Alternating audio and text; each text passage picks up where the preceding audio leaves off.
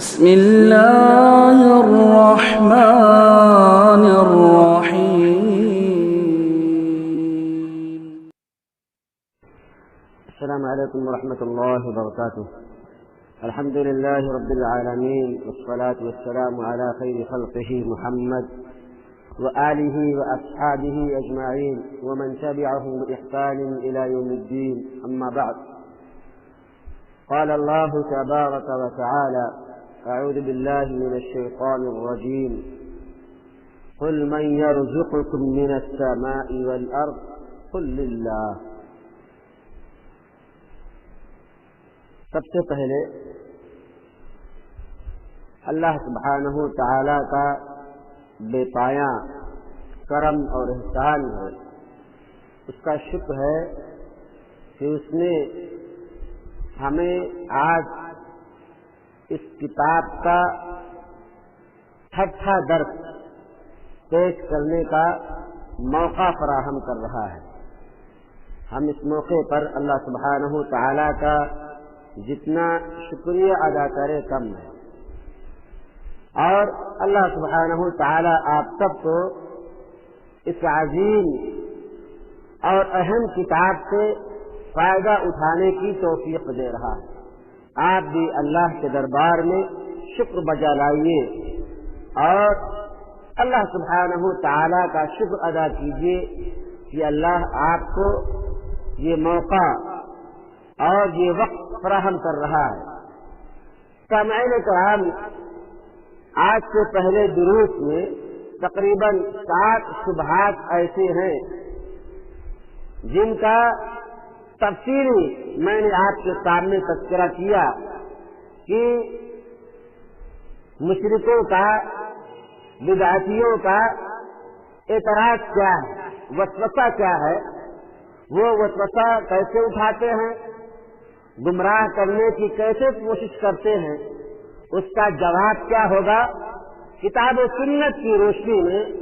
میں نے آپ کے سامنے اس کا جواب پیش کیا۔ 8واں اعتراض یہ ہے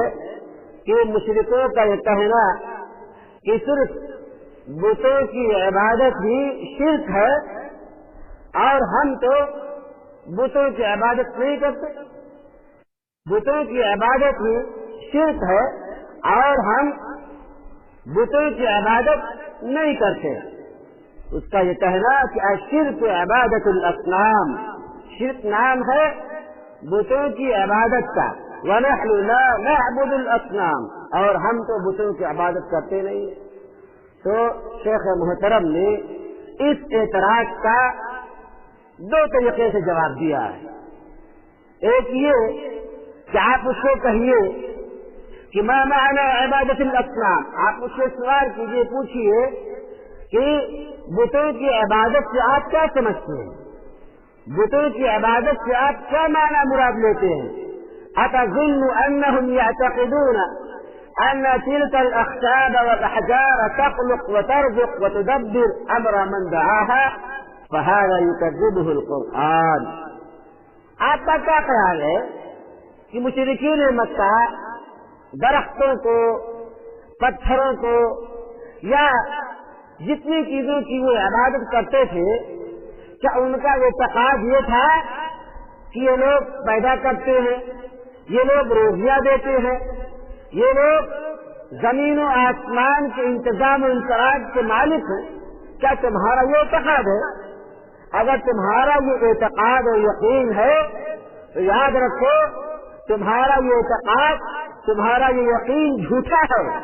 اللہ سبحانہ و تعالیٰ قرآن میں اس کی تردید کر رہا ہے کہ ان کا یہ ماننا نہیں تھا۔ وہ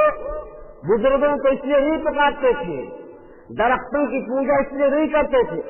پتھروں کی عبادت اس لیے نہیں کرتے تھے۔ وہ پتھروں کی عبادت اس لیے کرتے تھے کہ پتھروں کے اندر جو ان کی موجودہ صفت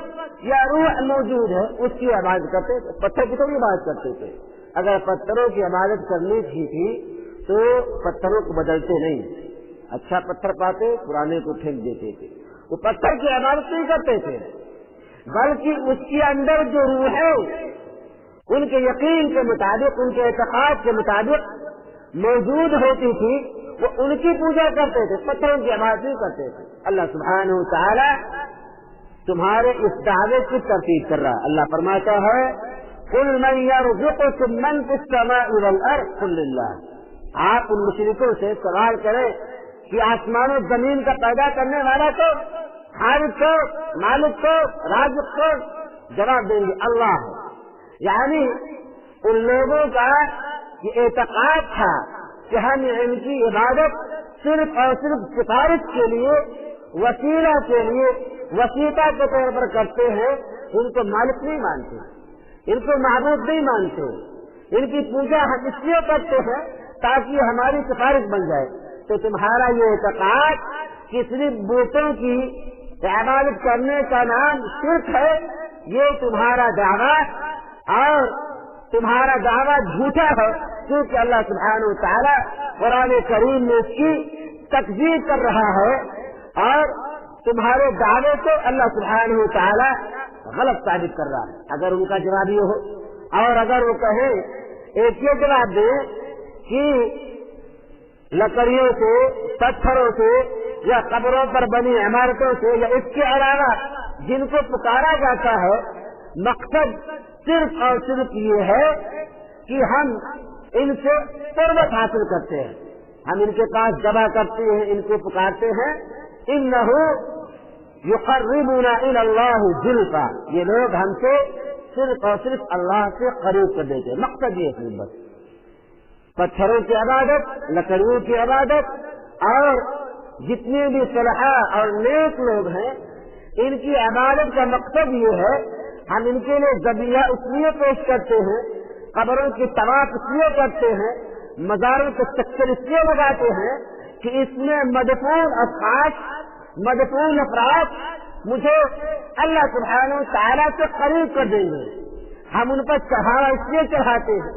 مرغے اس لیے ذبح کرتے ہیں کیونکہ ان کا ایک مقام ہے، ایک مرتبہ ہے،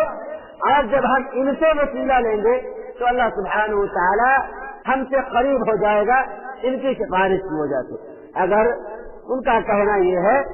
اور وَيَدْفَعُ عَنَّا بِبَرَكَتِهِ أَوْ يُعْطِينَا بِبَرَكَتِهِ، ہم ان کی برکت سے مصیبتوں سے، تکلیفوں سے، مصائب و آلام سے بچ جاتے ہیں، اور اللہ سبحانہ وتعالی ہمیں ان کی دعاؤں کی برکت سے، ان کی وجہ سے، ان کی برکتوں کے نتیجے میں، ان کے کفیل میں ہمیں بہت کچھ نواز دیتا ہے۔ تب آپ ان سے کہیے فَقُلْ صَدَقْتَ وَهَذَا هُوَ فِعْلَكُمْ عِنْدَ الْأَحْجَارِ وَالْبَنَايَا الَّتِي عَلَى الْقُبُورِ وَغَيْرِهَا، تو آپ کہیے کہ اگر یہ مقصد ہے تو آپ نے سچ کہا، اور مشرکین مکہ بھی یہی کیا کرتے تھے، ان کا مقصد ان بتوں کو معبود ماننے کا نہیں ہوتا تھا، صرف وسیلہ کے طور پر استعمال کرتے تھے۔ اگر یہ ماننا ہے، اگر اعتقاد یہ ہے کہ یہ کہ سارے کے سارے خالق اور رازق ہے، تو تمہارا اعتقاد جھوٹا ہے، غلط ہے، تم صحیح نہیں بول رہے ہو، تم جانتے نہیں صحیح سے۔ اور اگر تمہارا ماننا یہ ہے، ارادہ یہ ہے کہ ان کی عبادت سے، ان کے پکارنے سے، ان کے پاس جانے سے ہم اللہ سے قریب ہو جائیں گے، تو تم اپنے دعوے میں سچے ہو، اور یہی مشرکین مکہ کیا کرتے تھے، اور یہی مطلوب ہے جس کے بارے میں اللہ سبحانہ وتعالی نے کفر کا فتویٰ لگایا ہے، جن کے خلاف آپ صلی اللہ علیہ وسلم نے قتال کیا ہے۔ فهذا اقر ان فعلهم هذا هو عبادة الاصنام، جب آپ نے اس بات کو تسلیم کر لیا کہ یہی بتوں کی عبادت ہے تو یہی مطلوب ہے، اور بتوں کی عبادت شرک، یہ پہلا جواب ہے۔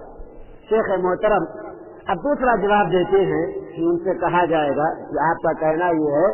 کہ الشرک عبادت الاصنام، کہ آپ کا ماننا یہ اعتقاد یہ ہے کہ صرف بتوں کی عبادت کی شرک ہے، تو کیا آپ کا مراد یہ ہے کہ صرف بتوں کی عبادت کے ساتھ خاص ہے؟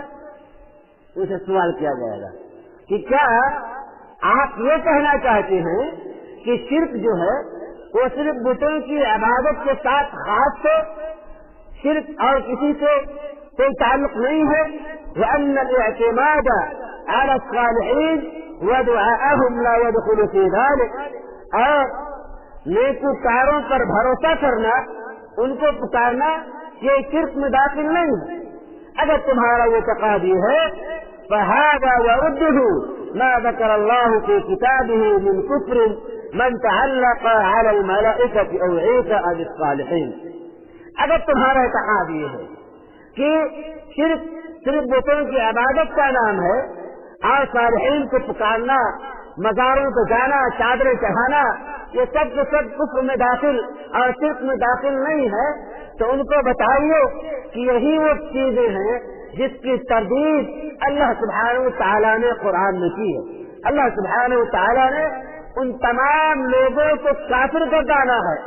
जिन लोगों ने अपना ताल्लुक किसी फरिश्ते से या ईसा अलैहिस्सलाम से या नेक लोगों के साथ ऐसे किया जैसे अल्लाह सुब्हानहू तआला के साथ किया जाना चाहिए था। यानी जो ताल्लुक, जो वसीला, जो जब्त, जो रब्त अपने परवरदिगार से होना चाहिए था, अगर आदमी उस रब्त और जब्त को अल्लाह के अलावा छोड़ कर, चाहे वो अंबिया हो, चाहे वो फरिश्ते हो, चाहे वो नेक लोग हो, अगर इनसे जोड़ लेता है तो अल्लाह सुब्हानहू तआला ने ऐसे लोगों को बिना किसी तमीज के, बिना किसी तफरीक के काफिर कर डाला है। फला बुद्दा अन युक़िर्र लका अन्न मन अशरक फी इबादतिल्लाहि अहदन मिन अस्सालिहीन।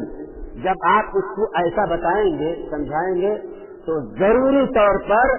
वो इस बात का इकरार करेगा कि हाँ तभी शिर्क है। फला बुद्दा अन युक़िर्र लका, तब वो आपके सामने इकरार करेगा, इस बात करेगा कि जिसने अल्लाह की इबादत में किसी नेक आदमी को शरीक किया फक़द अशरका, तो उसने शिर्क कर लिया। फहुव शिर्क मज़कूर फिल कुरान,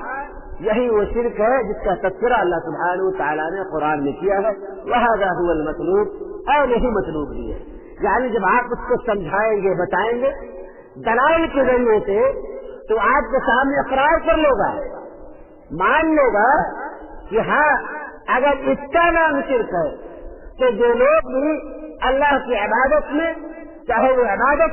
अल्लाह को पुकारना हो, चाहे वो इबादत ज़ब्ह करना हो, चाहे वो इबादत नज़र नियाज़ करना हो, चाहे कोई भी इबादत हो, उसमें अगर किसी को शामिल कर लिया जाता है, चाहे वो अंबिया हो, चाहे वो फरिश्ते हो, चाहे वो नेक लोग हो, अगर उनको शामिल कर लिया जाता है तो मुशरिक आदमी भी, बिदअती शख्स भी इस बात को तस्लीम कर लेगा कि अगर ऐसी बात है तो अल्लाह की इबादत में इनको शामिल करना शिर्क है। जब आप ये बात मनवा ले जाएं तो यही तौहीद का मतलूब है, और कुरान हमसे और आपसे यही चाहता भी है। इसी तरीक़े से आगे शेख मोहतरम फरमाते हैं कि अब मसले का राज ये है कि अन्नहु इज़ा क़ाल, जब वो कहे कि ला उशरिकु बिल्लाह, मैं अल्लाह के साथ किसी को शरीक नहीं करता। हर बिदअती, हर मुशरिक ये दावा करता है कि मैं अल्लाह के साथ किसी को शरीक नहीं करता, अल्लाह के साथ किसी को साजी, उसी का मिस्ल नहीं मानता, ये दावा करता है। जब ये कहने वाला आपसे कहे कि मैं अल्लाह के साथ किसी को शरीक नहीं करता, तो आप उनसे कहिए, सवाल कीजिए, वमा शिर्कु बिल्लाह, तो अल्लाह के साथ शिर्क करना क्या है, फस्सिरहु ली, इसकी तफसीर बयान कीजिए। फ़इन क़ाल, अगर वो जवाब दे कि वो बुतों की इबादत का नाम शिर्क है, तो आप उससे कहिए कि बुतों की इबादत का क्या माना है, इसकी तफसीर बयान कीजिए, तफसील बयान कीजिए। फ़इन क़ाल अना ला अअबुदु इल्ला अल्लाह, अगर वो कहे कि बुतों की इबादत का माना ये है कि मैं अल्लाह के अलावा किसी और की इबादत न करूं, मैं अकेले अल्लाह की इबादत करूं, तने तन्हा उसकी इबादत करूं, उसकी इबादत में किसी को शरीक न ठहराऊं, अगर वो जवाब दे तो कहिए फ़क़ुल मा मअना इबादत अल्लाह वहदह, तो अल्लाह के साथ अकेला इबादत करना, अल्लाह की अकेला इबादत करने का माना क्या है, इसकी तफसील क्या है, बयान कीजिए। फ़इन फ़स्सरहा बिमा बय्यनहुल कुरान, अगर वो इसकी तफसीर, इसकी तौज़ीह और तशरीह ऐसे बयान करता है जैसे अल्लाह सुब्हानहू तआला ने कुरान मजीद में बयान किया है, फ़हुवल मतलूब, तो यही मतलूब है। व इन लम यारिफहु, اور اگر وہ کہے کہ میں جانتا نہیں ہوں، مجھے جانکاری نہیں ہے، تو اس سے کہا جائے گا فَكَيْفَ يَدَّعِي شَيْئًا وَهُوَ لَا يَعْرِفُ، آپ ایک ایسی چیز کے بارے میں کیسے دعویٰ کر رہے ہیں، اس کے دعوے دار کیسے ہیں جس کی جانکاری آپ کو نہیں ہے؟ یعنی آپ کا دعویٰ اور آپ کی دعوے داری بلا دلیل ہے، بلا علم ہے۔ اس کے بعد پھر کہا جائے گا وَإِن فَسَّرَ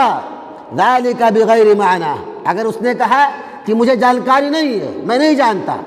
اگر قرآن کے مطابق جواب دے دیا، جیسے قرآن نے بتایا ہے کہ عبادت یہ ہے، شرک یہ ہے، اللہ کے اکیلے عبادت کرنے کا مفہوم کیا ہے، سب اس نے بتا دیا، تو گویا اس نے سچی بات کہی، اور جو قرآن جس کی وضاحت کرنا چاہتا ہے اس نے اس وضاحت کو، اس پیغام کو سمجھ لیا۔ اور اگر کہے کہ نہیں مجھے نہیں معلوم، تو کہا جائے گا جس چیز کی جانکاری نہ ہو اس کے بارے میں آپ کو دعویٰ نہیں کرنا چاہیے۔ دعویٰ بلا علم بلا دلیل بیکار ہے۔ اور اگر اس نے آپ کے سامنے جواب دیا لیکن وہ جواب ایسے معنی میں کیا جو معنی قرآن میں نہیں ہے، وَإِن فَسَّرَ ذَلِكَ بِغَيْرِ مَعْنَى، یعنی اس نے ان تمام چیزوں کی جو تفصیل اور تشریح بیان کی، وہ تشریح نہ قرآن میں ہے، نہ حدیث میں ہے، نہ نبی کریم صلی اللہ علیہ وسلم نے اس کی وضاحت کی، اور نہ صحابہ کرام نے ایسا سمجھا، یعنی غلط معنی میں، غلط طریقے میں اگر اس کی وضاحت کرتا ہے، بینت لہ الآیات الواضحات فی معنی الشرک باللہ، تب اس کے سامنے اللہ سبحانہ وتعالیٰ کے قرآن سے جو آیات واضح طور پر شرک باللہ کے معنی پر وضاحت کرتی ہیں، دلالت کرتی ہیں، اور بتوں کی عبادت کرنے سے کیا قباحتیں اور کیا خرابیاں اور نقصان لازم آتا ہے، اس کا اس کے سامنے تذکرہ کیا جائے گا، بتایا جائے گا کہ انہ الذی یفعلونہ فی ھذا الزمان بعینہ، کہ یہی وہ چیز شرک ہے جو بعینہ آج کے اس دور میں کی جاتی ہے، جس کے تعلق سے اللہ سبحانہ وتعالیٰ نے 1450 سال قبل اس کی ممانعت کر دی ہے۔ یعنی جو آج ہمارے یہاں مروجہ شرک ہے، یہی شرک اللہ سبحانہ وتعالیٰ نے قرآن میں منع کیا ہے، اس کے سامنے وضاحت کی جائے گی، اور یہ بتایا جائے گا کہ وَأَنَّ عِبَادَةَ اللَّهِ وَحْدَهُ لَا شَرِيكَ لَهُ هِيَ الَّتِي يُنْكِرُونَ عَلَيْهَا، اور یہ بتایا جائے گا کہ یہی وہ اللہ کی تنہا عبادت ہے جس کا کوئی شریک نہیں ہے، جس پر عمل کرنے کی وجہ سے آج سلفیوں پر، آج موحدوں پر ظلم و جور کے پہاڑ توڑے جاتے ہیں، انہیں ستایا جاتا ہے، انہیں تکلیفیں اور ایذائیں پہنچائی جاتی ہیں۔ وَيَصِيحُونَ كَمَا صَاحَ إِخْوَانُهُمْ حَيْثُ قَالُوا، اور یہ لوگ ایسے ہی چیختے ہیں جیسے ان کے بھائیوں نے چیخا تھا، کیا کہا تھا، اجعل الآلہۃ الہا واحدا، کیا ہم اتنے سارے معبودان باطلہ کو چھوڑ کر صرف ایک معبود پر بھروسہ کر لیں، ایک کو اپنا معبود بنا لے۔ ان ھذا لشیء عجاب، آپ نے تو بڑی عجیب بات کر دی، کیونکہ جب موسیٰ علیہ السلام کی قوم نے موسیٰ علیہ السلام سے مطالبہ کیا تھا کہ اے اللہ کے نبی، ہمارے لیے بھی غیروں کی طرح، مشرکوں کی طرح معبود بنا دیجئے جس کی ہمیں عبادت کرے، تب اللہ سبحانہ وتعالیٰ نے یہ آیت کریمہ ان کے زبان سے کہلوائی تھی کہ اجعل الآلہۃ الہا واحدا ان ھذا لشیء عجاب، کیا اتنے معبودان کو چھوڑ کر اے موسیٰ آپ چاہتے ہیں کہ ہم ایک عبادت کو، ایک معبود کی عبادت کریں، اسی کے سامنے جھکیں، اسی کی عبادت کریں؟ یہ تو بڑی عجیب بات ہے، ہمارے پاس بہت سارے بت ہیں۔ اب پھر اعتراض کرتے ہیں، اعتراض یہ کرتے ہیں ٹھیک ہے، آپ کی بات ٹھیک ہے، لیکن اللہ سبحانہ وتعالیٰ نے ان کو کافر اس لیے گردانا کیونکہ ان لوگوں نے فرشتوں کو اللہ کی بیٹی گردانا۔ ہم تو نہیں مانتے ایسا، ہم تو عبد القادر کی پوجا کرتے ہیں، غوث کی پوجا کرتے ہیں۔ کبھی سنا کہ ہم نے یہ کہا کہ غوث اللہ کے بیٹے ہیں، اللہ کی بیٹی ہیں؟ کبھی آپ نے سنا کہ خواجہ، غوث، یہ سب اللہ کے بیٹے بیٹیاں ہیں؟ ہم تو اس کا دعویٰ نہیں کرتے۔ اللہ نے ان کو کافر اس لیے گردانا کہ وہ لوگ اللہ کے ساتھ فرشتوں کو جوڑتے تھے، فرشتوں کو اللہ کی بیٹیاں مانتے تھے، اور بعض لوگوں نے تو اللہ کے ساتھ آپ کو اکیلا نہیں چھوڑا بلکہ اللہ کو 3 بنا دیا۔ وقالوا ثلاثہ، لوگوں نے کہا 3 ہے۔ تو ہمارا دعویٰ تو یہ نہیں ہے۔ اب شیخ محترم یہ جواب دیتے ہیں کہ اللہ کے ساتھ لڑکوں کی نسبت کرنا یہ ایک مستقل کفر کا کام ہے، ایک مستقل مسئلہ ہے۔ اللہ کے ساتھ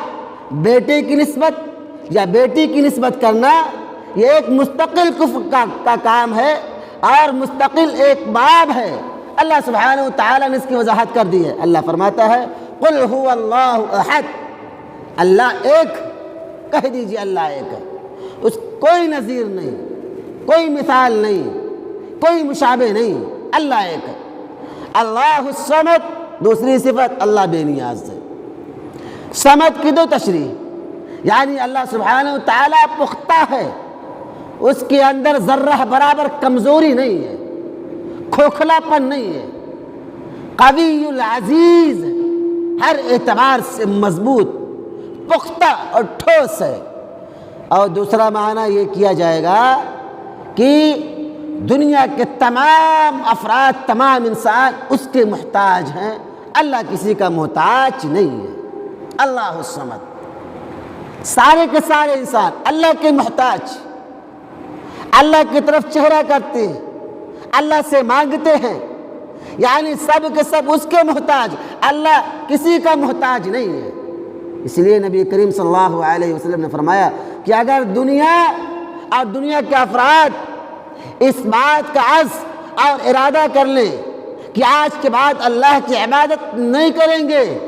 تو اللہ کی وحدانیت، اللہ کی ربوبیت اور اس کی الہیت میں ذرہ برابر فرق آنے والا نہیں ہے، کیونکہ اللہ سبحانہ و تعالیٰ نے فرما دیا وَأَنْتُمُ الْفُقَرَاءُ، اللہ الغنی، اللہ غنی ہے، بے نیاز ہے۔ اور دنیا کے سارے افراد یہ عزم و حوصلہ کر لے کہ آج کے بعد اس روئے زمین پر اللہ کے ساتھ شرک کرنے والا کوئی انسان باقی نہیں بچے گا، یعنی سارے کے سارے افراد موحد بن جائیں، سلفی بن جائیں، اللہ پر ایمان لانے والے بن جائیں، تب بھی اللہ سبحانہ و تعالیٰ کے الوہیت میں، اس کی الہیت میں، اس کی ربوبیت میں ذرہ برابر فرق نہیں پڑے گا۔ فرق ہمیں پڑتا ہے، ضرورت مند ہم ہیں، اللہ ناراض ہوا، ہمارا معاملہ رک گیا، فرق ہمیں پڑا، تکلیف سے 2-4 ہم ہوئے، اس لیے ہمیں اس کی طرف رجوع کرنا ہے۔ فرماتے ہیں کہ قل هو اللہ احد، اللہ الصمد، اللہ وہ ہے جو بے نیاز ہے۔ تو اسی طریقے سے علماء اربع میں سے تمام علماء کا اور ائمہ اربع میں سے تمام ائمہ کا اس بات پر اتفاق ہے، اجماع ہے کہ اگر کسی نے اللہ کے ساتھ بیٹی کا یا بیٹے کا نسبت کیا، اللہ کے ساتھ جوڑا، تو وہ مسلمان نہیں ہے، وہ کافر ہے۔ اس کے کافر ہونے میں ائمہ اربع میں سے 4 امام اور 4 اماموں کے پیروکاروں میں سے تمام علماء آج تک اس بات پر متفق ہے کہ وہ متفقہ طور پر کافر ہے، اس کے کفر میں کوئی شک و شبہ نہیں ہے۔ اب شیخ محترم جواب دیتے کہ یہ الگ مسئلہ ہے، اس کو چھوڑیے۔ اگر آپ کا یہ کہنا کہ ہم اپنے بزرگوں کو اللہ سے جوڑتے نہیں ہیں، ہم جب جوڑتے نہیں ہیں تو ہم مشرک نہیں ہوئے، کیونکہ ان لوگوں نے فرشتوں کو اللہ کی بیٹیاں کہا، عیسیٰ علیہ السلام کو اللہ کا بیٹا گردانا، مریم علیہ السلام کو اللہ کی دوسری چیز گردانی۔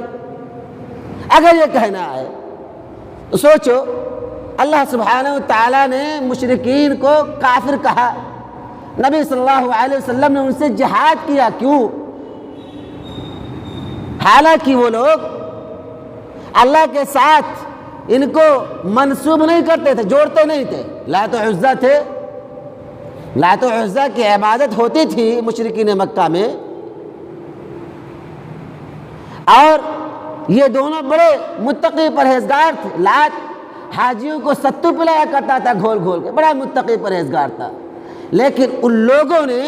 لات کو یا عزیٰ کو یا ان کے جتنے بھی معبودان باطلہ تھے ان کو اللہ کے ساتھ نہیں جوڑا، نہ تو بیٹا مانا نہ بیٹی مانا،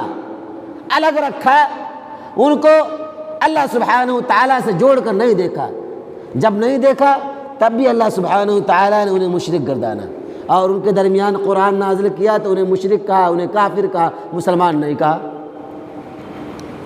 وہ بھی تو صرف وسیلے کے طور پر استعمال کرتے تھے، جیسے تم استعمال کرتے ہو، جیسے تمہارا طریقہ ہے۔ تو تمہارا یہ کہنا کہ اس وجہ سے انہیں کافر گردانا گیا کیونکہ وہ فرشتوں کو اللہ کے ساتھ جوڑتے تھے، یہ کہنا غلط ہے۔ اللہ سبحانہ و تعالیٰ نے ان لوگوں کو بھی کافر کہا جو صرف بزرگوں کو، نیک لوگوں کو اللہ کے ساتھ وسیلے کے طور پر جوڑا کرتے تھے، نہ بیٹا مانتے تھے نہ بیٹی مانتے تھے۔ تو آج تمہارا عبد القادر کو یا اسی طریقے سے جن کو بھی تم مانتے ہو، کوئی پیر ہو، مرشد ہو، فقیر ہو، بابا ہو، ولی ہو، کوئی بھی ہو، گرچہ تمہارا اللہ سے ان کو جوڑتے نہیں ہو، بیٹا بیٹی نہیں مانتے ہو، پھر بھی تم کافر ہو، کیونکہ مشرکین مکہ بھی کافر تھے۔ اور اللہ سبحانہ و تعالیٰ نے فرمایا کہ ولی کون ہوتا ہے؟ الا ان اولیاء اللہ لا خوف علیہم ولا هم يحزنون۔ ولی یہ ہے ولی یعبد ولا یعبد، ولی جو ہوتا ہے وہ عبادت کرتا ہے، ولی کی عبادت کی نہیں جاتی، عبادت صرف اللہ کی جاتی ہے۔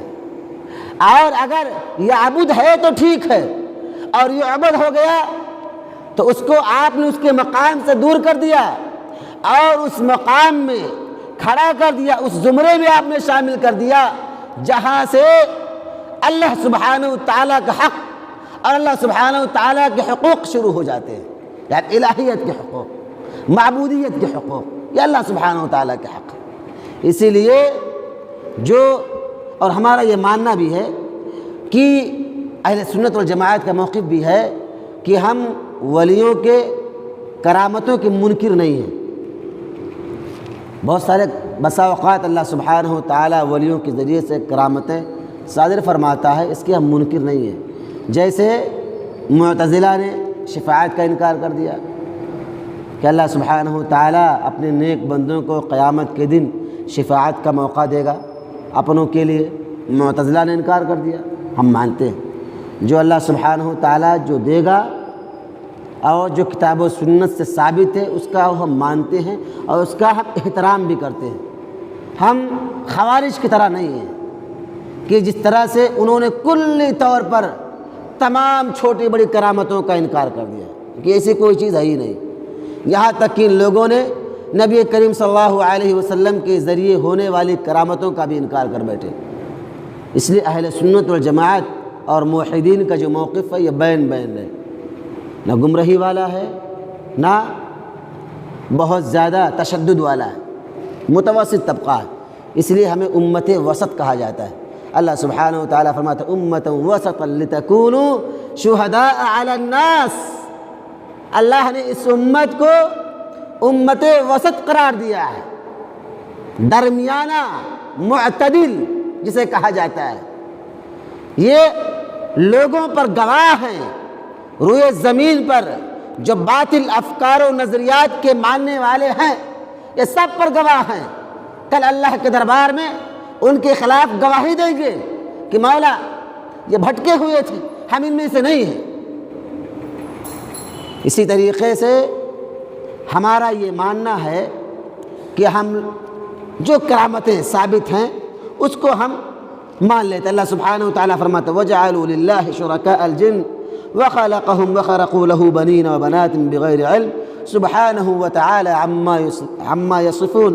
اللہ سبحانہ وتعالی نے ان لوگوں کے باطل عقائد کی تردید کی جو لوگ اللہ سبحانہ وتعالی کے لیے بیٹی مانتے ہیں یا جنات و شیاطین کو اللہ سبحانہ وتعالی کا شریک یا ساجھی مانتے ہیں۔ اللہ فرماتا ہے وَخَلَقَهُمْ، حالانکہ معاملہ یہ ہے کہ میں نے ان کو پیدا کیا ہے، وَخَرَقُوا لَهُ بَنِينَ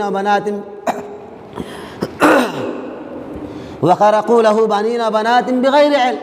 اور یہ لوگ بلا دلیل کے بلا علم کے اللہ سبحانہ وتعالیٰ پر بہتان باندھ رہے ہیں، جھوٹ بول رہے ہیں کہ اللہ کے پاس بیٹیاں ہیں یا بیٹے ہیں۔ اللہ سبحانہ وتعالیٰ ان تمام چیزوں سے پاک ہے جن کی طرف یہ لوگ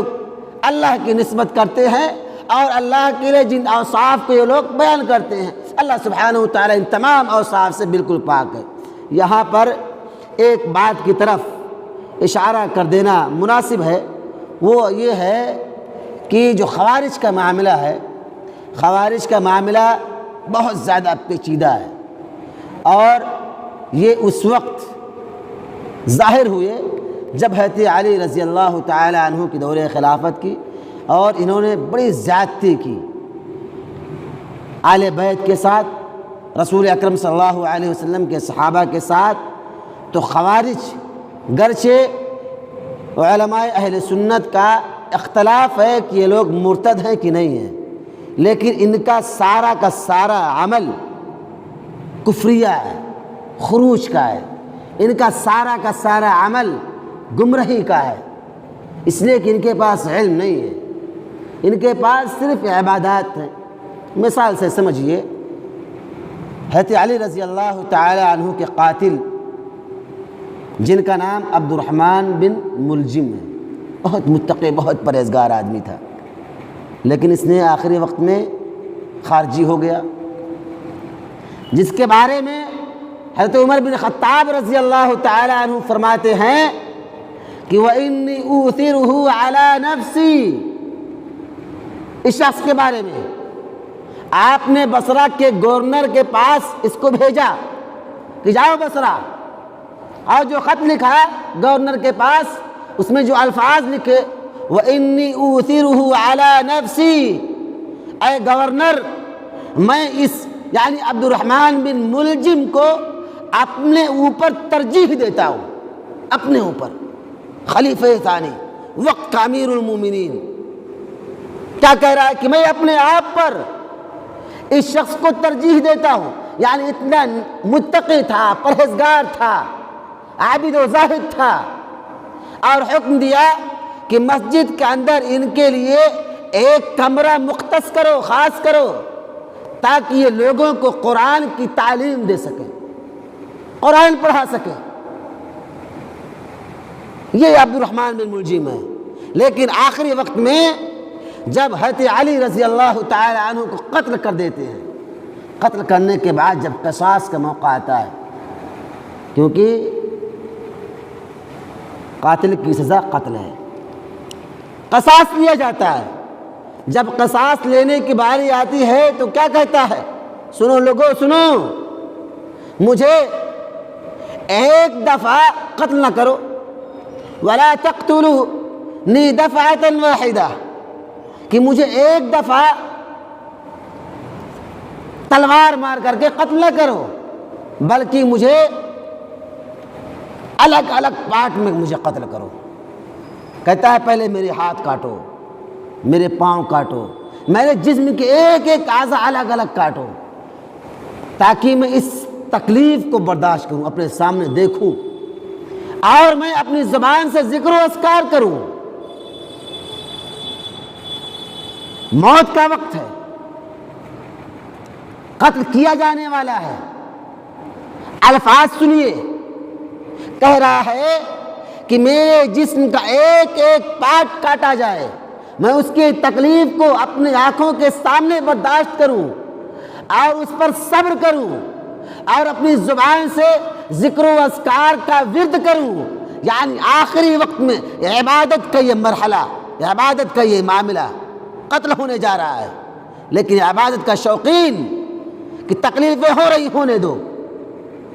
لیکن ایک ایک حصہ کاٹو تاکہ میری زبان اللہ کے ذکر و اذکار میں چلتی رہے، آخر میں میری زبان کاٹو تاکہ تب جا کے میری زبان سے ذکر و اذکار ہونا بند ہو۔ گمراہ کیوں ہوا؟ اس لیے گمراہ ہو گیا کہ اس نے علماء کا اور صحابہ کا ساتھ چھوڑ دیا تھا، غیروں کے بہکاوے میں آ گیا تھا۔ آج بھی جو لوگ علماء کا، اہل علم کا ساتھ چھوڑیں گے، حدیثوں کی من مانی تفصیل اور تشریح کریں گے، ان کا بھی انجام عبد الرحمن بن ملجم کی طرح ہوگا، وہ بھی گمراہی کے دہانے پہ کھڑے ہوں گے اور گمراہی نظر نہیں آئے گا۔ اس لیے علماء کے ساتھ جڑنا، ان کے مجلسوں میں شامل ہونا، ان کے خطابات سے اپنے آپ کو بہراور کرنا، ان سے اپنے آپ کو جوڑے رکھنا، اپنی زندگی کا ہلکے سے ہلکا معاملہ، چھوٹے سے چھوٹا مسئلہ ان کے مشورے کے بغیر نہیں کرنا، یہ ہے اسلاف کا طریقہ، یہ ہے گمراہی سے بچنے کا راستہ۔ اور جو لوگ خود کو بڑے عالم سمجھ بیٹھے اور اپنے آپ کو وقت کا سب سے بڑا جانکار سمجھنے لگے، علماء کا ساتھ چھوڑ دیں، فیصلے خود کرنے لگیں، دروس میں آنا بند کر دیں، علماء کے خطابات سننا بند کر دیں، ان کا انجام عبد الرحمن بن ملجم کی طرح ہوگا، وہ بھی گمراہی کے دہانے پر کھڑے ہو جائیں گے اور قتل کے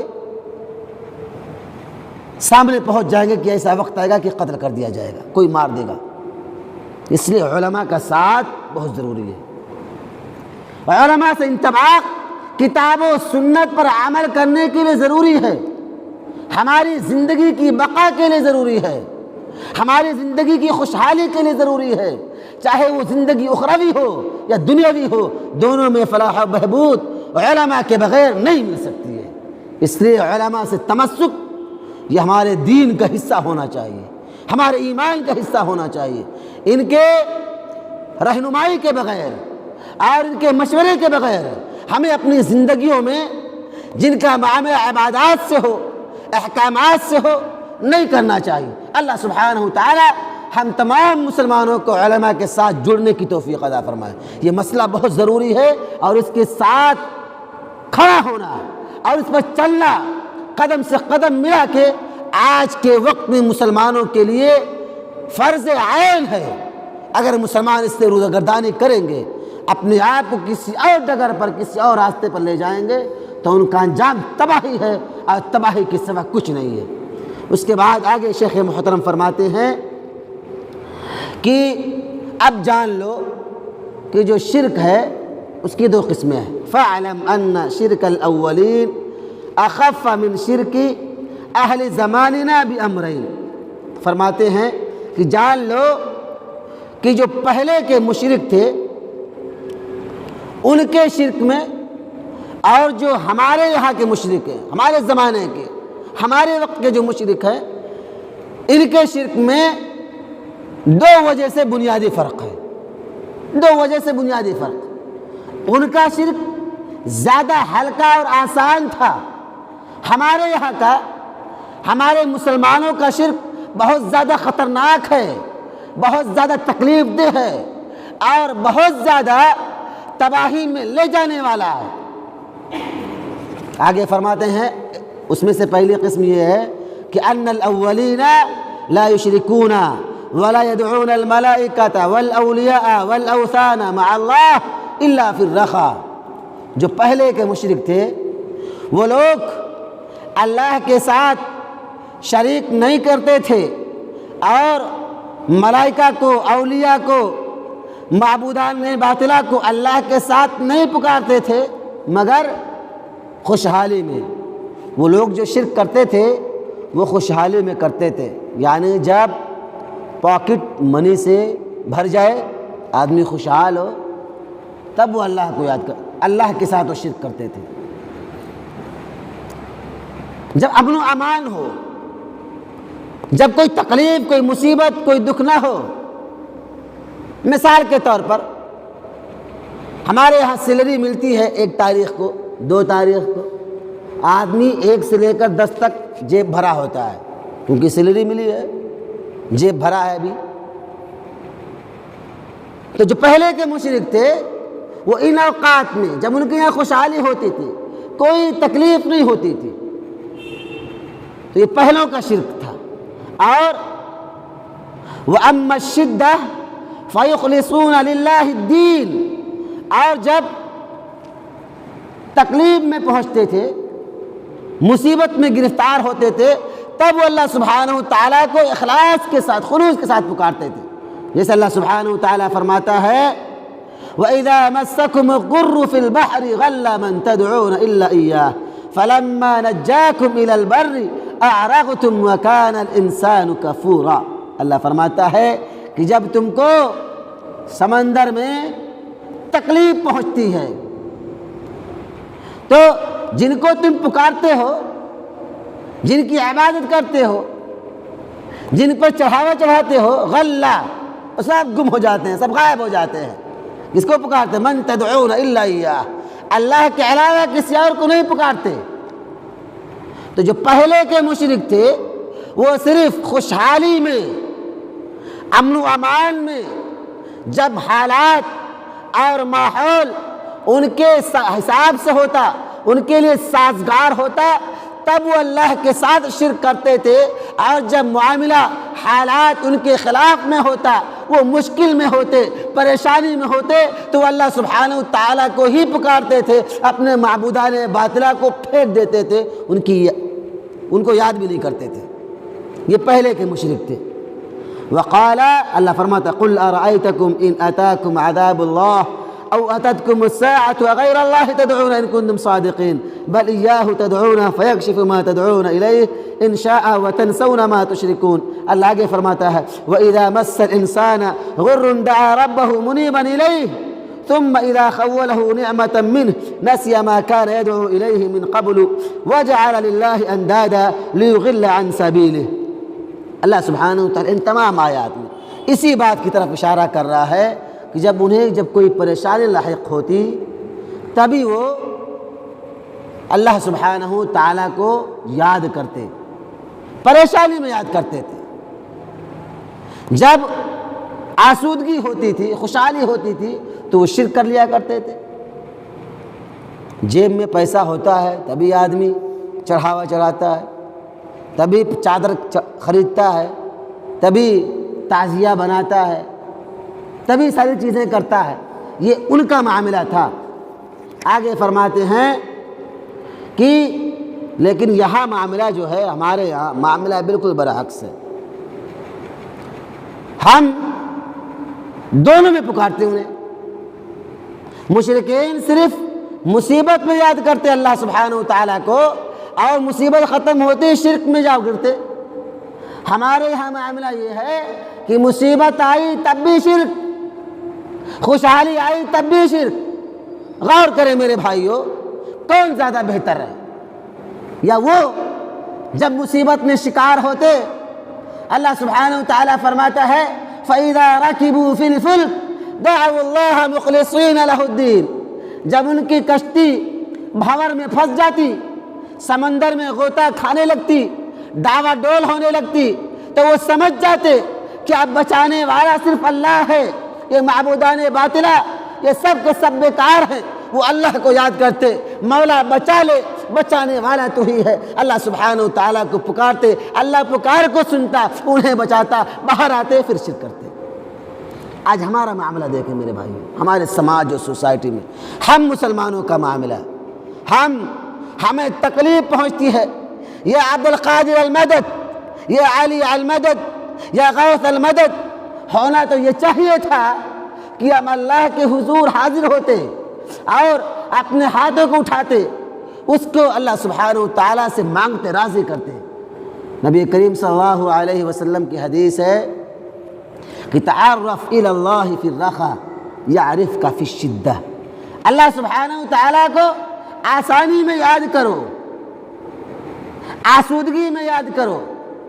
جب حالات انسان کے موافق ہوں۔ غور کریں، دیکھیں کبھی کبھار معاملہ ایسا ہوتا ہے کہ حالات انسان کے اتنے موافق ہو جاتے ہیں کہ رات میں آدمی سوچتا ہے، پلاننگ کرتا ہے کہ صبح اٹھنا ہے، فلاں جگہ جانا ہے، یہ کام کرنا ہے، یا فلاں کے پاس جانا ہے، ان سے ملاقات کرنی ہے۔ اب صبح اٹھتا ہے، تیار ہوتا ہے، دیکھتا کیا ہے کہ جس سے ملاقات کرنے کا ارادہ بنایا تھا، سوچا تھا، وہ آدمی خود اس کے گھر پہ موجود ہے۔ حالات اتنے سازگار ہو جاتے ہیں۔ اللہ سبحانہ و تعالیٰ فرماتا ہے کہ جب حالات سازگار ہوں، چاہے بیٹے آپ کے انڈر میں ہوں، بیویاں آپ کے انڈر میں ہوں، یعنی بچے آپ کی فرما برداری کر رہے ہوں، بیوی آپ کی فرما بردار ہو، یعنی تمام معاملات آپ کے حساب سے ہو، یعنی پوری طرح سے آدمی خوشحال ہو، خوش و خرم ہو، اللہ سبحانہ و تعالیٰ کو یاد کریں۔ تعرف الی اللہ فی الرخاء، ہم آسانی میں اللہ کو یاد کریں گے، یعرف کا فی الشدہ، مصیبتیں آئیں گی، اللہ سبحانہ و تعالیٰ ہمیں یاد فرمائے گا، یاد کرے گا ہمیں۔ غور کریں، مثال سے سمجھیں۔ اللہ سبحانہ و تعالیٰ نے حضرت یونس علیہ السلام کو مچھلی کے پیٹ میں ڈال دیا۔ اپنی قوم سے ناراض ہو کر بغیر اللہ کی اجازت کے قوم سے نکل پڑے، کشتی پہ سوار ہو گئے۔ کشتی پہ سوار ہونے کے بعد جب مجھدھار میں کشتی پہنچی تو ڈاواڈول ہونے لگی، تو اس وقت ان لوگوں نے اپنے عقیدے کے مطابق قرآن ڈالا، قرآن اندازی کی کہ کس کا نام نکلتا ہے۔ یونس علیہ السلام کا نام نکلا، انہیں پانی کے حوالے کر دیا گیا۔ اللہ سبحانہ و تعالیٰ نے مچھلی کو حکم دیا کہ میرے بندے کو نگل لو، مچھلی کے پیٹ میں پہنچ گئے۔ اللہ فرماتا ہے لَلَبِثَ فِي بَطْنِهِ إِلَى يَوْمِ يُبْعَثُونَ، وہاں پہنچتے ہیں احساس ہوتا ہے کہ غلطی ہو گئی، اللہ کی رضا نہیں تھی، مرضی نہیں تھی۔ اللہ کو آواز لگاتے ہیں، پکارتے ہیں، لا الہ الا انت سبحانک انی کنت من الظالمین، اے حقیقی معبود میں ظالم ہوں، میں نے اپنے آپ پر ظلم کیا، مجھے معاف فرما دے۔ فرشتوں نے کہا قالت الملائکہ، فرشتوں نے اللہ سبحانہ و تعالیٰ سے کہا اے اللہ عبد معروف صوت معروف، اے اللہ اس بندے کی آواز پہچانی سی لگ رہی ہے، یہ پہچانا بندہ لگ رہا ہے، بندے کو جانتے، بندے کی آواز کو بھی پہچانتے ہیں، اے اللہ تو اسے معاف فرما دے۔ فرشتوں نے اللہ سے سفارش کی، دعا کی، کیوں؟ اس لیے کہ یونس علیہ السلام پہلے اللہ کی عبادت کیا کرتے تھے، اللہ کی بندگی میں اپنے آپ کو لگایا کرتے تھے، اللہ کے برگزیدہ بندے تھے۔ گرچہ آج ایک معمولی خطا کی وجہ سے پریشانی کے شکار ہو گئے، گویا اللہ کے حکم سے اللہ سبحانہ و تعالیٰ نے انہیں آزمائش میں ڈالا، اللہ کو یاد کی، اللہ کو پکارا۔ اللہ سبحانہ و تعالیٰ فرماتا ہے لا لبث فی بطنہ الی یوم یبعثون، اگر یہ یونس مجھے یاد نہ کرتے، مجھ سے معافی نہ مانگتے، توبہ و استغفار نہ کرتے، تو قیامت کی صبح تک مچھلی کے پیٹ میں پڑے رہتے۔ تو اللہ کو یاد کیا، پریشانی آئی، کیونکہ آسانی میں اللہ کو یاد کرنے والے تھے، اللہ کی صدا لگانے والے تھے، نمازیں پڑھنے والے تھے۔ مصیبت آئی، اللہ نے سنا، اللہ نے مچھلی کو حکم دیا کہ سمندر کے باہر نکال پھینکو، مچھلی نے باہر کر دیا۔ اس کی مخالف دیکھیں، اللہ سبحانہ و تعالی حضرت موسیٰ علیہ السلام کو جب قوم سے باہر نکالا تو پیچھے فرعون بھی طاق میں اور پیچھا کرتے ہوئے نکل پڑا، سمندر میں ڈوبنے لگا۔ سمندر میں ڈوبتا ہے، ہر ایک کو اپنی موت پیاری ہوتی ہے، چاہے متقی ہو یا فاسق و فاجر ہو، ہر ایک کو موت پیاری ہوتی ہے۔ یہ اور بات ہے متقی موت سے ڈرتا نہیں ہے، خوف نہیں کھاتا۔ یہ جان اللہ کی ہے، یہ امانت اللہ کی ہے، اللہ جب چاہے جب لے لے۔ ہنستے ہنستے مومن اپنی جانوں کو اپنی ہتھیلی پر رکھ کے اللہ کے لیے قربان کر دیتا ہے۔ لیکن کافر چاہے جتنا طاقتور کیوں نہ ہو، ظالم و جابر کیوں نہ ہو، موت کو سامنے دیکھ کر حالت بگڑ جاتی ہے، کپ کپ آ جاتی ہے۔ جب موسیٰ نکل کر باہر چلے گئے اور فرعون اپنے لشکر کے ساتھ سمندر کے بیچوں بیچ میں پہنچا، اللہ سبحانہ وتعالیٰ نے حکم دیا کہ پانی مل جا، پانی مل گیا۔ اب فرعون ڈوبنے لگا، فرعون ڈوبنے لگا تو اسے یقین ہو گیا کیونکہ سامنے موت کھڑی ہے، مرتا کیا نہ کرتا۔ فوراً آواز لگایا، اے اللہ میں ایمان لاتا ہوں تیرے پر، تیرے نبی موسیٰ پر، بنو اسرائیل کے رب پر ایمان لاتا ہوں۔ اللہ سبحانہ وتعالیٰ فرماتا ہے الآن قد عصیت قبل وکنت من المفسدین، اب ایمان لا رہے ہو، حالانکہ اس سے پہلے تو معاملہ یہ تھا کہ زمین میں فتنہ و فساد برپا کرنے والے تھے، باغی تھے، اب ایمان لا رہے ہو، الآن اب ایمان لا رہے ہو۔ اللہ سبحانہ وتعالیٰ نے قرآن میں اس کا نقشہ کھینچا ہے۔ حدیث میں ہے کہ فرشتوں نے اللہ سبحانہ وتعالیٰ سے آواز لگائی جب اس نے ڈوبتے ہوئے اللہ کو یاد کیا، اللہ پر ایمان لانے کا وعدہ کر رہا تھا، گریہ وزاری کر رہا تھا، تو فرشتوں نے اللہ سے آواز لگائی، کیا کہا؟ فقالت الملائکہ،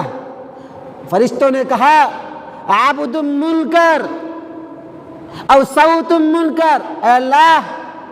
یہ بندہ جو ہے جو آواز لگا رہا ہے یہ غیر معروف ہے، اس کی آواز بھی غیر معروف، یعنی اس کی آواز یا اس کے نام کو کبھی سنا نہیں گیا، کبھی اس نے نہیں پکارا۔ اگر پکارا ہوتا تو اللہ سن لیتا، پکارا نہیں،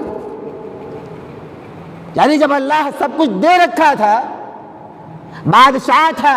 یہاں تک کہ اعلیٰ ربکم الاعلیٰ کی صدا بلند کروا رہا تھا، تب اللہ سبحانہ وتعالیٰ کو نہیں یاد کیا، بغاوت میں، سرکشی میں مست تھا۔ اللہ سبحانہ وتعالیٰ جب آزمائش میں ڈالا، ہلاکت میں ڈال دیا کہ اب مرنے کے علاوہ کوئی چارہ نہیں ہے، تب اللہ کو یاد کیا۔ فرشتوں نے کہا اللہ اس کی آواز کو لبیک نہیں کہنا، اس کی آواز قبول نہیں کرنا، یہ باغی ہے، یہ تجھے پکارنے والا نہیں ہے۔ اور بعض روایات میں آتا ہے کہ اللہ سبحانہ وتعالیٰ سے جب یہ گڑگڑا رہا تھا، گریہ وزاری کر رہا تھا، تو فرشتہ آیا، سمندر کے تہ میں جا کے وہاں سے مٹی اٹھائی اور فرعون کے منہ پہ دے مارا کہ کہیں اس وقت بھی اللہ سبحانہ وتعالیٰ کی رحمت اس کے غضب پر بھاری نہ پڑ جائے اور اللہ اسے معاف فرما دے، کیونکہ اللہ سبحانہ وتعالیٰ کا رحم جو ہے اس کے غضب پر بھاری ہے۔ تو اللہ ان کی سنتا ہے میرے بھائیوں جو اللہ کو آسانی میں یاد کرتے ہیں، مشکلات میں یاد کرتے ہیں، دونوں سنتا ہے۔ ہمیں دونوں میں یاد کرنا ہے، چاہے آسانی ہو چاہے مشکلات ہو۔ تو مشرکین مکہ جو تھے میرے بھائیوں، کہنے کا مطلب یہ ہے کہ وہ آسانی میں تو شرک کرتے تھے، لیکن جب پریشانی میں پھنستے، مبتلا ہوتے تو خالص اللہ کو پکارتے، شرک نہیں کرتے تھے۔ لیکن ہمارے یہاں کا معاملہ یہ ہے، ہمارے یہاں کے مشرکوں کا معاملہ یہ ہے کہ ہمارے یہاں جو پائے جاتے ہیں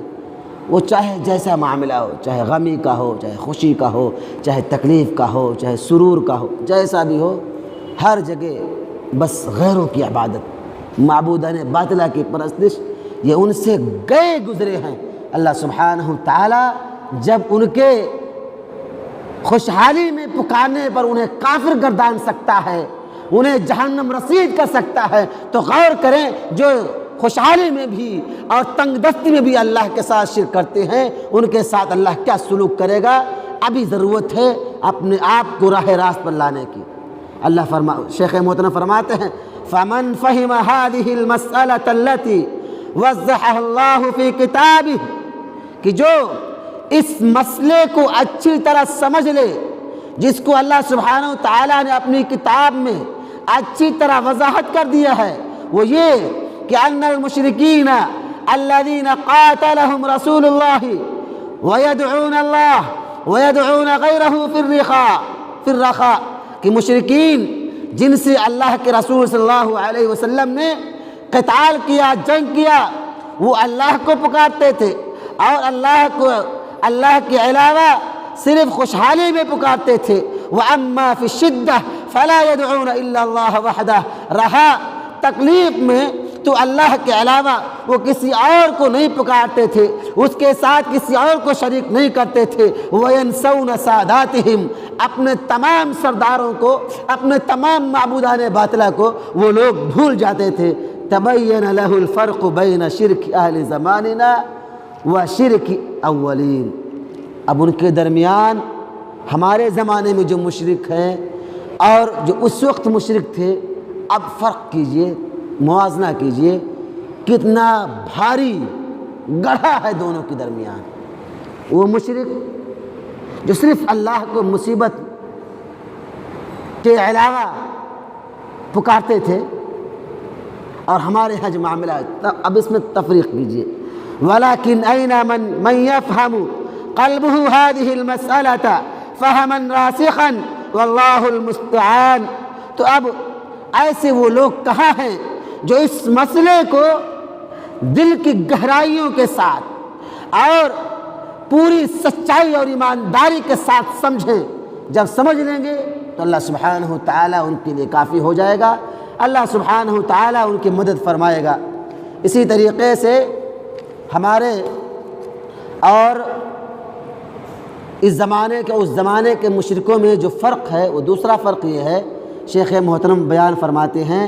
کہ ان الاولین یدعون مع اللہ اناسا مقربین عند اللہ، اما ملائکہ و اما انبیاء و اما اولیاء او یدعون اشجارا و احجارا مطیعتا للہ لیست عاصیہ۔ جو پہلے کے مشرک تھے، جو اللہ کے علاوہ کسی انسان کو یا لوگوں کو اللہ کے نزدیک قربت کے لیے پکارتے تھے، چاہے وہ ملائکہ، چاہے وہ انبیاء، چاہے وہ اولیاء ہوں، چاہے وہ درخت ہوں، چاہے وہ پتھر ہوں، سب کے سب جو تھے اللہ کے مطیع و فرما بردار تھے، جن کی وہ لوگ وسیلہ پکڑتے تھے، جن کو وہ پکارتے تھے، چاہے فرشتے ہوں، اولیاء ہوں، انبیاء ہوں، احجار ہوں، اشجار ہوں، سب کے سب اللہ سے جڑنے والے تھے، یعنی جن کی عبادت کی جاتی تھی،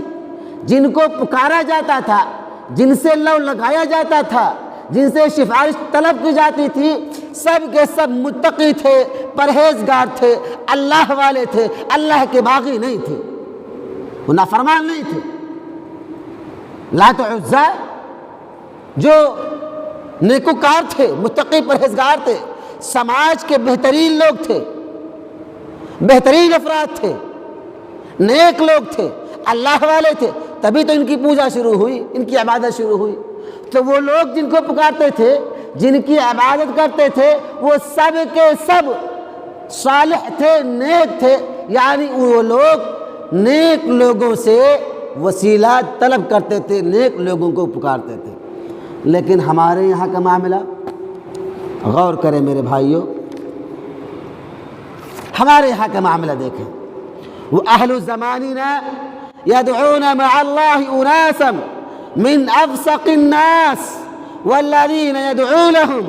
هم الذین يحكون عنهم الفجور من الزنا والسرقة وترك الصلاة وغیر ذلك۔ لیکن بدقسمتی سے ہمارے زمانے کے جو مشرک ہیں، یا ہمارے زمانے کے جو بدعتی ہیں، ہمارے زمانے کے جو قبر پرست ہیں، جن کو وہ پکارتے ہیں، جن کو وہ لوگ شریک سمجھتے ہیں، جن سے وہ لوگ حاجات طلب کرتے ہیں، جن کو وہ لوگ وسیلہ اور سفارشی بناتے ہیں، ان کا معاملہ یہ ہے کہ وہ دنیا میں سب سے زیادہ فاسق و فاجر ہے۔ غور کریں، دیکھیں، جتنا بڑا گنہگار، جتنا بڑا مجرم، جتنا بڑا باغی، اتنا بڑا ولی آج یہ ہمارا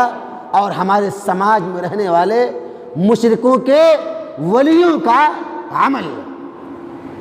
پتہ لگائیں جتنے بھی بابا، جتنے بھی پیر و مرشد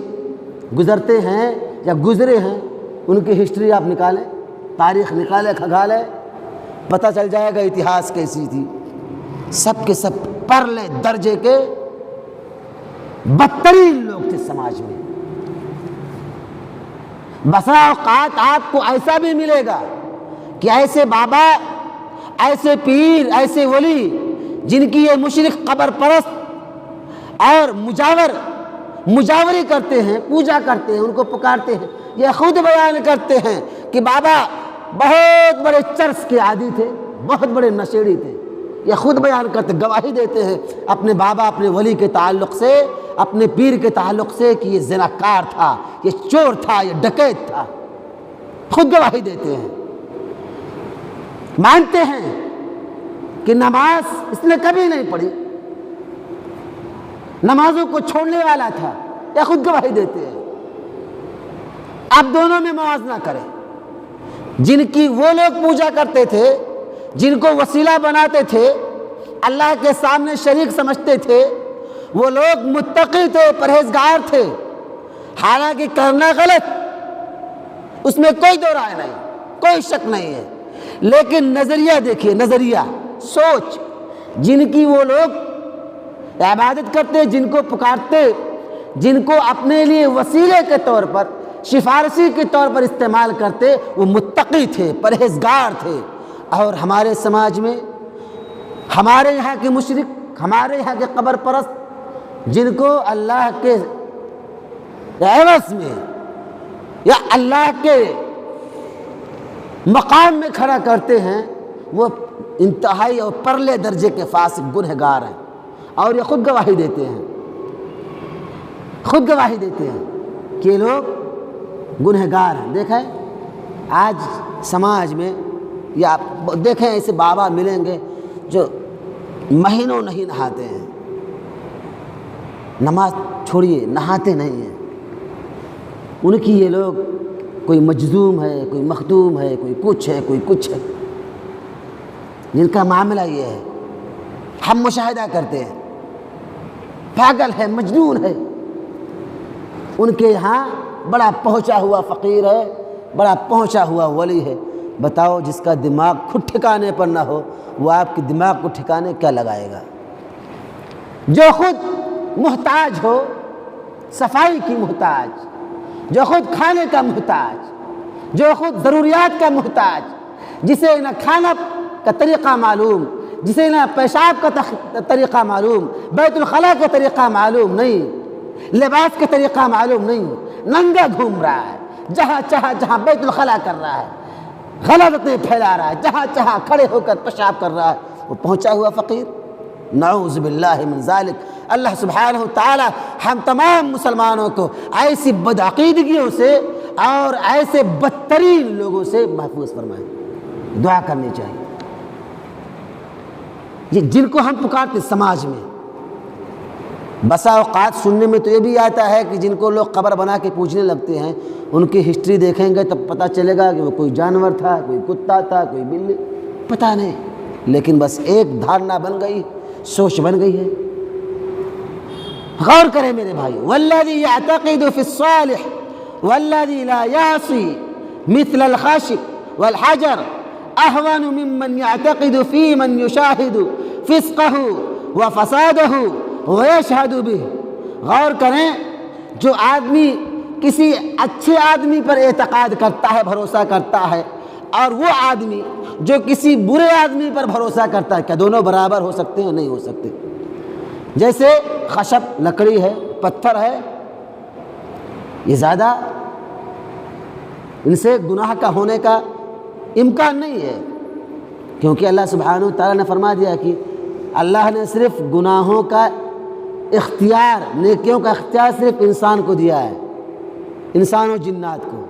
باقی سب اللہ کے اس کے مکلف ہیں۔ اللہ نے جو حکم دیا اسی کو بجا لاتے ہیں۔ فرشتوں کے تعلق سے کیا فرمایا؟ لا یعصون اللہ ما امرہم، جو انہیں حکم دیا جاتا ہے وہ اس کی کبھی نافرمانی نہیں کرتے ہیں۔ تو انسان اور جنات کے علاوہ جتنے بھی انسان ہیں سب کے سب اللہ کے حکم کے پابند ہیں، ان سے گناہوں کا امکان نہیں، وہ سب نیکوکار ہیں، سب اچھے ہیں، چاہے وہ شجر ہوں، حجر ہوں، نباتات ہوں، جمادات ہوں یا کوئی اور مخلوق ہو، سب کے سب اللہ کے حکم کے تابع ہے۔ لیکن انسان کو اللہ سبحانہ و تعالیٰ نے جنات کو مکلف بنایا ہے، یہ اختیار دیا ہے، چاہے اما شکورا چاہے اما کفورا، چاہے تو نیکوکار بن جاؤ چاہے تو عاصی اور بدبخت بن جاؤ۔ فرماتے ہیں کہ مثل الخشب والحجر اہون ممن يعتقد في من يشاهد فسقه وفساده ويشهد به۔ آگے فرماتے ہیں کہ یہ لوگ جن کے بارے میں خود گواہی دیتے ہیں کہ یہ فاسق ہے، فاجر ہے، ان کے گناہوں کے یہ خود گنہگار ہیں، تو ان سے تو لاکھ گنا یہ پتھر، یہ درخت، یہ نیک آدمی، یہ اولیاء، یہ فرشتے ان سے اچھے ہیں، زانیوں سے، بلاತ್ಕಾریوں سے، چوروں سے، ڈکیتوں سے تو اچھے ہیں۔ حالانکہ چاہے اچھا آدمی ہو یا برا آدمی ہو، دونوں کی عبادت کرنا غلط ہے، لیکن تعامل دیکھیے دونوں کا طریقہ سوچنے سمجھنے کا، کہ ان لوگوں نے کس کو بنایا؟ اپنے سماج میں اچھے لوگوں کو چنا، کہ ان کی اللہ کے یہاں پکڑ ہے، اللہ ان سے راضی ہے، یہ اللہ سے راضی ہیں، اللہ ان کو پسند کرتا ہے، یہ اللہ سبحانہ و تعالیٰ کو پسند کرتے ہیں، اللہ کے یہاں ان کا مقام ہے، تو ان کے مقام کا ہم فائدہ اٹھا کے اپنے لیے بخشش کرا لیں گے۔ یہ سوچ تھی، اور ہمارے یہاں کی سوچ یہ ہے کہ جو بدکار ہو، زانی ہو، چور ہو، نمازوں کا ترک کرنے والا ہو، واجبات کو ادا کرنے نہ والا ہو، یہ پیر ہیں۔ دونوں کی سوچ دیکھیے، حالانکہ دونوں غلط ہے، کوئی رائے نہیں۔ یہاں پر ایک بات کہہ کے میں اپنی بات ختم کرتا ہوں، یہاں یہ بات بتانا میں مناسب سمجھتا ہوں کہ جب آپ کسی مشرک سے، کسی بدعتی سے یا کسی قبر پرست سے ملیں یا انہیں جب توحید کے بارے میں دعوت دیں، عقیدے کے بارے میں بتائیں، قرآن کیا کہتا ہے، اسلام کیا کہتا ہے، انہیں شرک کی قباحتیں جب بتائیں تو کوشش کریں کہ جن کی وہ لوگ عبادت کرتے ہیں، چاہے وہ عبدالقادر ہوں، چاہے وہ خواجہ معین الدین چشتی ہوں، چاہے اجمیری ہوں، چاہے کچھوچھوی ہوں، یا کوئی بھی A to Z کوئی بھی ہو، جن کی وہ عبادت کرتے ہیں ان کو برا بھلا نہ کہیں۔ آپ انہیں قرآن کیا کہتا ہے، نبی صلی اللہ علیہ وسلم کا پیغام کیا کہتا ہے، نبی کی حدیث کیا ہے، اللہ کی آیات کیا ہے، ترجمہ کر کے شرک کی قباحتیں کیا ہیں، نقصانات کیا ہیں، یہ سب بتائیں۔ شیخ صالح نے اس کتاب کی جب شرح لکھی تو اس میں نقل کیا ہے کہ محمد بن عبد الوہاب رحمہ اللہ سے بعض افریقی ممالک کے لوگوں نے ملاقات کی۔ جب ملاقات کی تو ان لوگوں نے اس بات کا تذکرہ کیا کہ ہمارے یہاں بھی توحید کی طرف بلانے والے لوگ موجود ہیں، لیکن ہم ان کی بات سنتے نہیں ہیں۔ کیوں نہیں سنتے؟ اس لیے نہیں سنتے کہ وہ ہمارے معبودوں کو برا بھلا کہتے ہیں، انہیں گالیاں دیتے ہیں۔ تو یہ نقطہ ہمیشہ یاد رکھنا چاہیے کہ جن کی آدمی جن سے اعتقاد رکھے ہوا ہے، جن سے اس کا ذاتی لگاؤ ہے، تعلق گہرا ہے، آپ اسے برا بھلا کہیں گے تو وہ آپ کی بات سننا اسے منع کر دے گا، آپ کی بات نہیں سنے گا، کیونکہ آپ نے ڈائریکٹ چوٹ پہنچا دی، آپ نے اس کے دل پر، اس کے جذبات پر آپ نے ہاتھ رکھ دی، کیونکہ قلبی لگاؤ ہے، قلبی میلان ہے اس کا۔ اگر آپ نے ان کے معبودوں کو برا بھلا کہنا شروع کر دیا، ان کا اتہاس یہ ہے، ان کی تاریخ یہ ہے، ہسٹری یہ ہے، آپ بتانا شروع کر دیں کہ فلاں پیر صاحب پہلے زمانے میں چور تھے، ڈکیت تھے، زانی تھے، ایسے تھے، ویسے تھے، تو وہ آپ کی بات سننے کے بجائے آپ سے بھاگ کھڑا ہوگا، آپ کی بات نہیں سنے گا۔ آپ انہیں کچھ نہ کہیں، جن کی عبادت کرتا ہے کرتے رہے، انہیں یہ بتائیں قرآن کیا کہتا ہے، حدیث کیا کہتی ہے، نبی صلی اللہ علیہ وسلم کا پیغام کیا ہے، شرک کی قباحتیں کیا ہیں۔ آپ آہستہ آہستہ، کیونکہ انسان یا مسلمان چاہے جتنا گنہگار کیوں نہ ہو، حدیث یا قرآن کی بات آتے ہی تھوڑا سا مطمئن یا تھوڑا سا سنجیدہ ضرور ہوتا ہے، تھوڑی دیر کے لیے آپ کی بات ضرور سنے گا گرچہ وہ نہ مانے، لیکن یہ نہیں فوری کلی طور پر انکار نہیں کرے گا کہ نہیں ہم نبی کو نہیں مانتے، ایسا نہیں کر سکتا۔ آپ جب نبی کے حوالے سے، اللہ کے حوالے سے بات کریں گے تو چاہے 5 ہی منٹ آپ کی بات سنے لیکن سنے گا۔ تو آپ پہلے مائل کریں، قرآن کی آیات بتائیں، احادیث بتائیں، قواعد بتائیں شرک کی، اس کی غلاظت کو، اس کے نقصانات کو واضح کریں۔ اس کے بعد جب وہ آپ کی بات کمپلیٹ سننے لگے، جب آپ سے انسیت اسے ہونے لگے، آپ کی باتوں میں اسے مزہ آنے لگے، جب وہ آپ کے پاس بیٹھنا پسند کرنے لگے، آپ کی صحبت اختیار کرنا اپنے لیے باعث افتخار اور باعث فخر محسوس کرے، تب اس کے بارے میں بتائیے جس کی تم پوجا کرتے ہو یہ سراسر زانی۔ تب جب چوٹ پڑے گی تب وہ پلٹے گا۔ ان تمام باتوں کا خیال رکھیں، انشاءاللہ مزید تفصیلات میں اگلے درس میں آپ کے سامنے رکھوں گا۔ اللہ سبحانہ وتعالیٰ سے دعا ہے کہ مولا ہم تمام مسلمانوں کو شرک و بدعت کی تمام قباحتوں، تمام غلاظتوں سے محفوظ رہنے کی توفیق عطا فرما۔ الہ العالمین ہمیں اپنے ان تمام بھائی جو کسی نہ کسی وجہ سے شرک میں ملوث ہیں، ہمیں ان کی اصلاح کرنے کی بھی توفیق عطا فرما۔ الہ العالمین ہم تمام مسلمانوں کو کتاب و سنت کے آئینے میں اپنی زندگیاں اور اپنے مسلمان بھائیوں کی زندگیوں کو سنوارنے کی توفیق عطا فرما۔ الہ العالمین ہم تمام مسلمانوں کو کتاب و سنت کا سچا خادم بنا۔ الہ العالمین ہمیں عقیدہ توحید کو پروان چڑھانے، اس کی نشر و اشاعت کرنے کی توفیق عطا فرما۔ الہ العالمین ہمارے جو بھائی اس پروگرام میں شریک ہیں، مولا تو ان کے جائز مطالبات کو قبول فرما۔ الہ العالمین تو ان کے قیمتی اوقات کو ان کے لیے آخرت میں ذخیرہ نجات بنا۔ الہ العالمین ہم تمام مسلمانوں کے ان اوقات کو آخرت میں ان کے لیے توشہ بنا۔ الہ العالمین جب تک ہم جئیں ایمان پر جئیں، خاتمہ ہو زبان پر کلمہ طیبہ لا الہ الا اللہ محمد رسول اللہ، وآخر دعوانا ان الحمد للہ رب العالمین، والسلام علیکم ورحمۃ اللہ۔